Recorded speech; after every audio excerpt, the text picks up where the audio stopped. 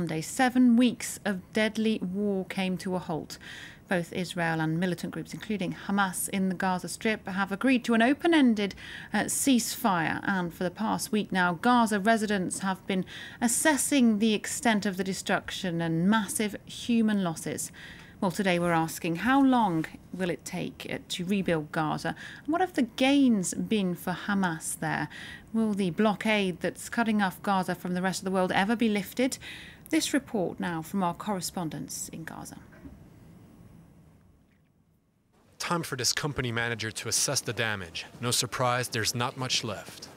They destroy the materials, the raw materials, the production lines, even the equipment. This is the Shajaya Industrial Park, 1.5 kilometers from the border with Israel. Before the war, this factory was authorized to import cement and concrete directly from Israel. But now, despite all the reconstruction work that needs to be done in Gaza, this strategic site is also in ruins.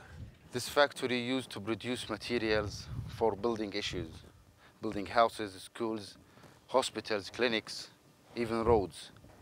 So you cannot build Gaza again until you rehabilitate and rebuild these kind of factories again. Shajaya is also a residential area where hundreds of homes now lay in ruin. Houses are the structures which have been most heavily hit by Israeli air raids. According to the UN, around 18,000 houses have been entirely destroyed, leaving 100,000 Palestinians homeless. Reconstruction work is urgent, but can it be done? If the borders open 365 days during a year, 24 hours, for more border than Karm Abu Salim, like Sofa Karni and Rafah border, it will take at least 3 years. But if not open the borders, it will take more than that, about 10 years, 20 years, 30 years, God knows. So we are asking to lift up the siege, not to ease the siege. Over 2,000 people have been killed during this war, 10,000 wounded. And then there's the destruction that's less easy to see. People in mourning, emotional scars, like these children who've lost a parent, a sister, or a brother. In this orphanage, psychologists are trying to help these kids overcome their traumatic experience by having them express their feelings. 9-year-old Heba was attending the UN school in Beit Hanun when the building was bombarded, killing 15.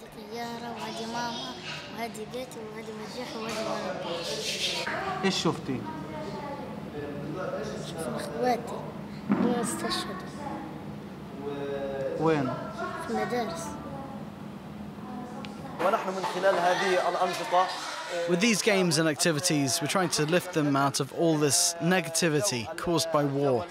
We're trying to rebuild something that resembles a normal life, something a bit more similar to what they knew before these 50 days of destruction. As soon as the ceasefire was announced, Hamas declared victory in this war, claiming they had forced Israel into easing the blockade on Gaza. But up until now, only humanitarian aid has made its way inside. Borders remain effectively shut. It's a reality that's far away from what the Islamic organization had been pushing for. Gaza's fishermen are perhaps the only people to remotely gain something out of this war. With Israel accepting an extension of the authorized fishing zone, Rami and his colleagues can now venture out 10 kilometers at sea. That's still a far cry from the 20 kilometers demanded by Hamas. Rami sees no reasons to rejoice. Up to 10 kilometers, it's only sand. Fish are scarce. To catch a decent amount of fish, we should at least be able to reach the 15-kilometer mark. That's where the rocky seabed begins. If we can't find a solution, war will start again. It's going to be the same thing all over again until we get what we want. Hamas and Israel are to resume negotiations by the end of the month. But it's unknown whether Hamas, despite its so-called victory, will have any more leeway to negotiate anything. All right, let's talk more about the situation in Gaza now and prospects for the future in the region. I'm joined by Ofer Bronstein, who's the president for the International Forum for Peace in the Middle East. Thank you very much for being with us on France 24 today. How much of a reprieve is this ceasefire for the people of Gaza? I mean, the lifting of the blockade there seems very partial, and it's going to take a huge amount of time for them to rebuild, clearly. Yes, it will take a lot of time to rebuild. You know, once again, and we foresee it, we are witnessing it every three years. Israel destroy, for security reason, big chunk of Gaza. We saw the quantity of victims, it's tremendous. Wounded is many thousand. And then the international community is going to get together and will donate a lot of money that we don't have today to rebuild something that may be destroyed again in a couple of years. The Israeli economy suffered a lot from it. The Israeli population suffered a lot. It's impossible and unacceptable for the Israeli to feel threatened continuously by the extremists of the Hamas, but it's impossible to hold on close to 2 million people in a jail. They live for the last 7 years in a big jail. We have to allow the people of Gaza to live freely. And if the international community is determined to resolve the issue once and forever, we have to give the President Mahmoud Abbas of the Palestinian Authority the possibility to control Gaza, to put his men on the borders between Israel and Gaza and between Gaza and Egypt. With the international community, and Europe said and will agree to send people to control the borders for goods and for people to be able to move freely, for an airport to be rebuilt. It was built and destroyed a few years ago. For a port to be built, it was agreed upon by the Israeli and the Palestinian in 1993. To give the people of Gaza hope that they may have a better future. If not, they won't have nothing to lose. And it's in this case that the Hamas is claiming a victory. How you can claim victory after so much disaster. But politically, they are being foreseen by the Palestinian people as being the only one who give them a little bit of pride. But we don't want them to achieve freedom and independence this way. We want them to achieve it by negotiation. And the international community has a meeting. The meeting will take place in the end of the month in the UN in New York. Once and forever, we all agree that the two-state solution is the best one. So the international community has to be determined to vote for Palestine as being a member of the international community and to push the moderate Arab country to recognize Israel.